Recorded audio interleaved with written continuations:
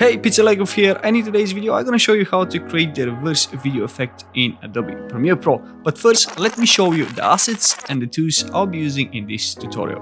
The first one will be the selection tool, the second one will be the razor tool, and the video example it's 2048 by 1080 resolution. And now let's jump straight to Premiere Pro. Okay, boys and girls and boys, the first thing I will do in Premiere Pro is to go to the right hand side and drag this slider down, so I can get a better preview of the video's image. Then I'll go to the top left corner, click onto the FX icon, go down to timeline mapping and select speed, which will give us this white line across the video. Then I'll hold Ctrl and create a keyframe somewhere at the middle. And now we've got this blue marker. Then the next thing I will do is to select the right part of this line and drag it down until I get to around 50%. Which will automatically increase the length of the video.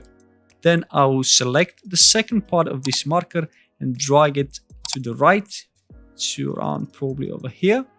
And now I will grab the cursor and place it to the point where I would like to start the time reversing. I think here it's a decent spot. Then again, I'm gonna grab the right part of the marker and match it with the cursor's position over here. And now when I'm done with that, I'll press C for the razor tool and make a cut exactly after the second part of the marker over here. And I'm gonna press V, select the part I don't need from this video and delete it. Now when I'm done with the first part of the effect, I will select that video, right button of the mouse, speed duration, and change the frame sampling to optical flow. And then I'm gonna click on OK. But now we've got this red line, which gonna make the preview a little bit rough. So that's why I'm gonna press enter and render the video so we can get a better preview. Now when we've done with that, I'm gonna hold Alt and the left button of the mouse and create a duplicate of this video.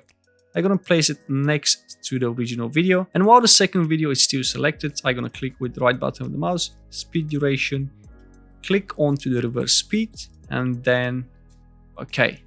And now again, we've got the red line, so I have to render the second video again by hitting enter. So now when the rendering is done, let's see the final result. And that's how you can create the reverse time effect in Adobe Premiere Pro. I hope you enjoyed, and if you did so, hit that like button and subscribe to my channel for more videos like this one. Thank you for watching, and I'll see you next time.